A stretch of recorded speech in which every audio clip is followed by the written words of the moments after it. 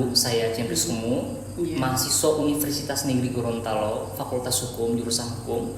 Kedatangan saya adalah ingin mengetahui aktivitas ataupun kegiatan kampanye partai politik peserta pemilu tahun 2024 sebagai studi komparasi saya dengan pemilu sebelumnya.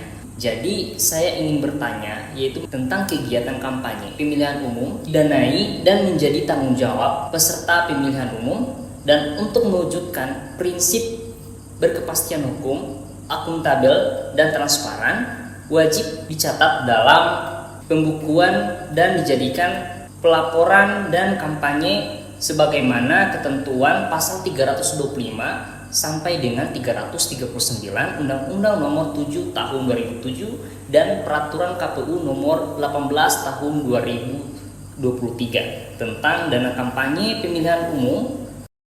Mungkin Ibu sebagai Komisioner KPU Kabupaten Pohuwato dapat menjelaskan apa saja kepada saya yaitu bentuk pengeluaran dana kampanye partai politik peserta pemilu tahun 2024 ini.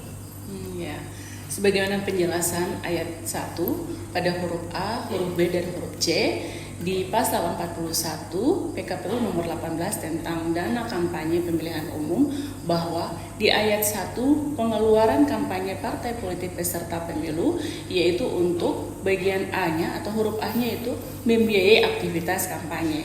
Nah, hal ini termasuk pembelian barang dan atau pembayaran jasa. Kemudian di huruf B, pembayaran hutang.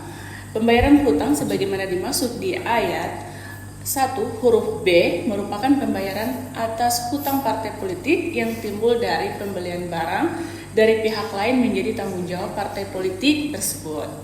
Nah, selain itu huruf C menerangkan bahwa pengeluaran lain-lain yang dinilai berdasarkan harga pasar yang secara wajar. Kemudian penjelasan huruf A dan huruf B tersebut tertuang dalam ayat 2 dan ayat 3 pada pasal 41 Peraturan KPU nomor 18 tahun 2023 tentang dana kampanye tersebut. Seperti itu. Baik Bu, di pertanyaan kedua yaitu apa saja aktivitas kampanye yang didanai partai politik peserta pemilu? Nah, untuk aktivitas kampanye yang didanai partai politik peserta pemilu, hal ini terdapat pada ayat 4 pasal 41 Peraturan KPU nomor 18 tahun 2023 tentang dana kampanye pemilihan umum, yaitu meliputi pertemuan terbatas, pertemuan tatap muka, penyebaran bahan kampanye pemilu kepada umum, kemudian pemasangan alat peraga kampanye pemilu di tempat umum. Selanjutnya adalah media sosial, berikut iklan media massa, media elektronik, kemudian media dalam jaringan, dan rapat umum. Dan terakhir adalah kegiatan lainnya yang tidak melanggar larangan kampanye pemilu dan ketentuan peraturan perundang-undangan. Seperti itu. Baik Bu, terima kasih. Terakhir, bagaimana menghitung nilai dari suatu bahan kampanye sebagai konsekuensi aktivitas kampanye partai politik seperti poster, brosur yang memuat tanda gambar nomor urut partai politik dan lain-lain? Nah, pertanyaan ini sangat penting karena berkaitan dengan substansi dana kampanye dan aktivitas kampanye partai politik peserta pemilu 2024. Jadi, sebagaimana ayat 5 pasal 41 Peraturan KPU nomor 18 tahun 2023 dijelaskan bahwa nilai pengeluaran setiap bahan kampanye yang disebarkan sebagaimana dimaksud pada ayat 4 huruf C jika dikonversikan dalam bentuk uang maka berpedoman pada ketentuan peraturan perundang-undangan.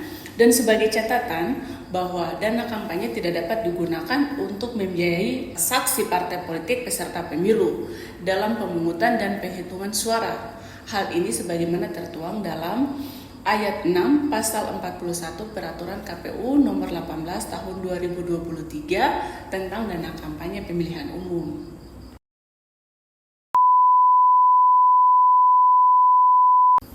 Ke Jakarta bertemu Pak Karni. Cakep. Jangan lupa membawa kaktus. Cakep. Bersama kamu kita menyanyi. Cakep. Boleh saya pinjam kaktus? Naik Ferrari bersama Maya 14 Februari 2024. Jangan golput ya.